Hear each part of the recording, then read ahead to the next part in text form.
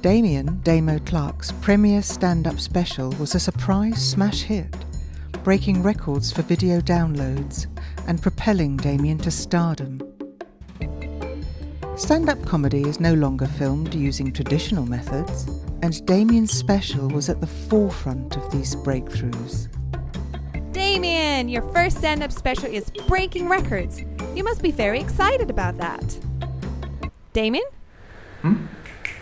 Hey, yeah. We met with director and visual effects supervisor Owen Pennington, whose team is using groundbreaking techniques in the field of stand-up comedy production.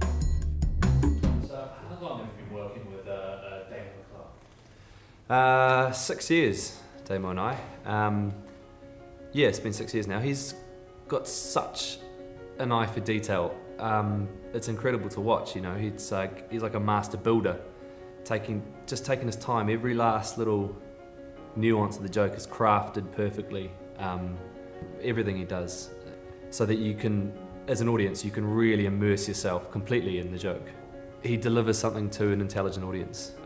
To craft a joke from the ground up, you know, he is the architect. I call him the architect, actually. How much work goes into making this stand-up? Oh my God.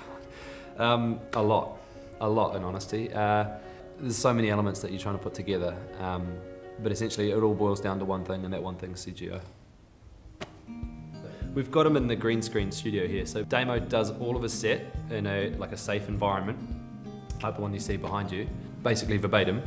And then what we do is we remove the chroma key green screen that you see behind you, and we replace it with like a club environment. Damo wears the chroma key suit, and he wears that so that we can get his movement, and then we add things like his hat and his clothes and the environment around him. We do that later on in sort of like in a rendering output program. So you'll see the tracking points that are on Damo's body. That allows the software to be able to generate a background around that.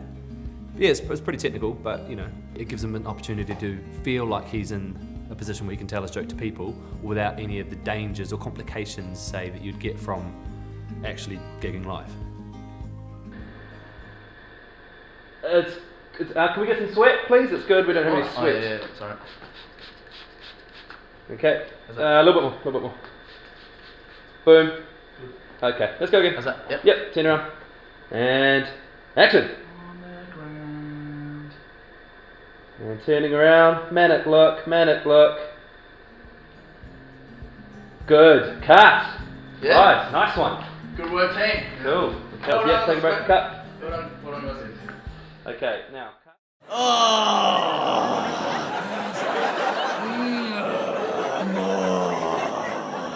So Damo's doing his tea and biscuits routine at the moment. So what we do is, in order to make it super believable, we actually get Damo to literally eat tea and biscuits, and then we CGI them out in post-production.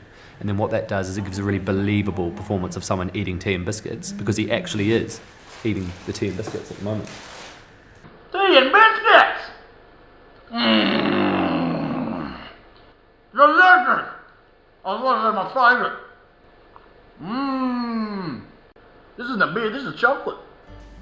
So, what is Damian like as a performer?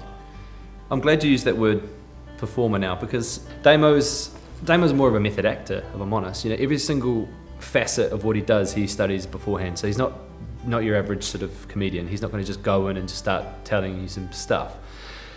Damo literally will study something for months or years, you know, sometimes to his detriment and to the detriment of the comedy and everyone around him. But he'll take the time to really get inside the character, because Damo believes that if you can inhabit the character, you become totally relatable by your audience. You know what I mean? You've got to sort of inhabit, analyze, simplify, and then you can add your dick jokes if you want. There's the old adage, comedy is tragedy over time. We all know that. We utilise that to a degree, but here's the difference. Damo and I thought, what if we cut out the time part and made it instantaneous? You start with tragedy and you just go straight to the laughs. Imagine that. Just literally imagine that for a second. People are in the audience, they're watching this tragedy, and then from their guts, the very core of them, laughs come. The laughs are there. So, what made you choose Brighton as a venue? Well, obviously, the Brighton is the home of Komedia, the comedy club, and the reason we chose Komedia was because the wonderful mix of believable and lovely. I mean, no one's going to believe that he's going to fill out an arena or anything like to that degree. 350, 400 tops. Even if they had like some sort of Groupon deal, he's not filling out the place. We chose Brighton because obviously the people there are really lovely, scenery wise it's great, and we had a whole bunch of stock footage of Brighton that we can just chuck in anyway. Damo actually hopes to play the Komedia one day, for real. Yeah, that's good, Damo. Keep doing that. I'm Mike. I'm in charge of sound and creating the kind of augmented reality for Damo, as you see here. What I basically do is if I turn this up to 20, this makes it feel for Damo as if he's in front of a real live audience. So at this 20 degree right now, he feels like it's a really tough crowd basically. So he's got loads of hecklers and they're making it really difficult for him basically, but it's obviously a lot harder in real life. Right, so here we are in the green screen studio. We're working with the augmented reality or the virtual reality goggles at the moment. Our team of scientists out the back have synthesized or created a version of a comedy club, and at the moment, here's Damo here. He's actually inside. Damo? Hey, no, and then my dick.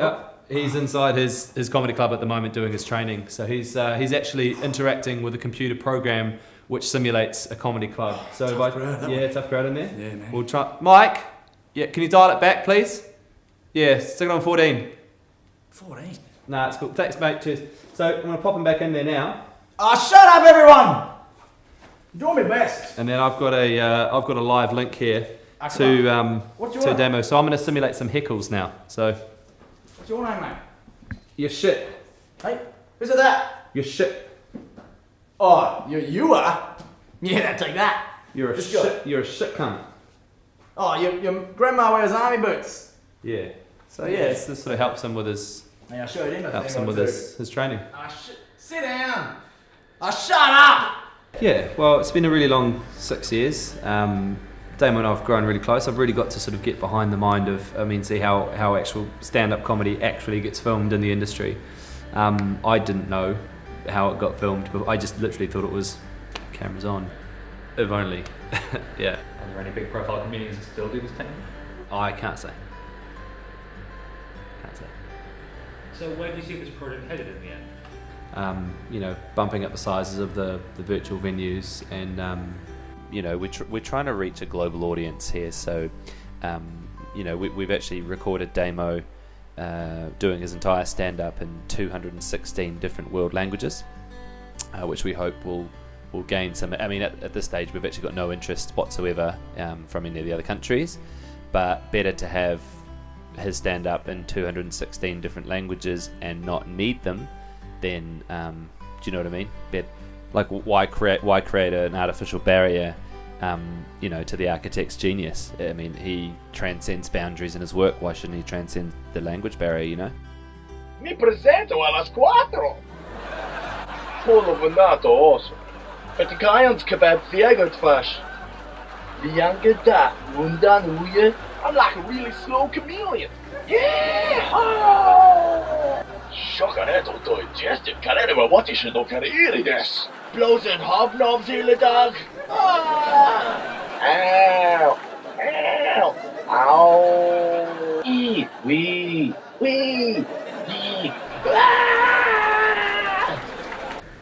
yeah. Thanks very much. Cheers.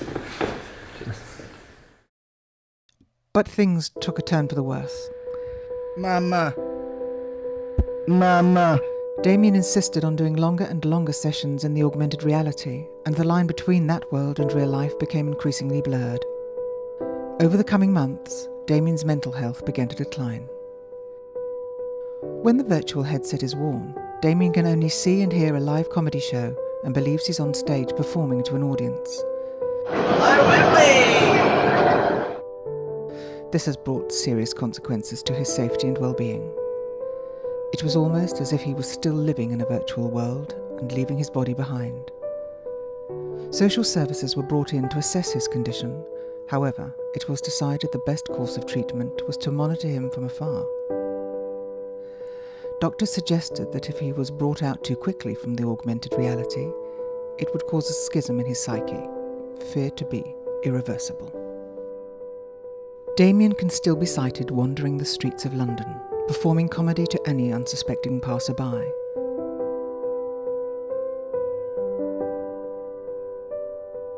If you or anyone you know has been affected by the topic of tonight's programme, you can find information on the BBC website.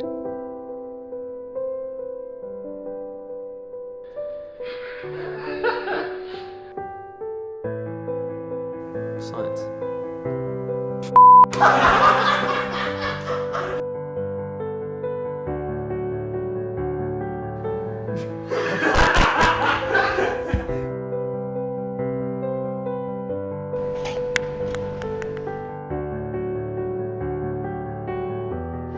Accused!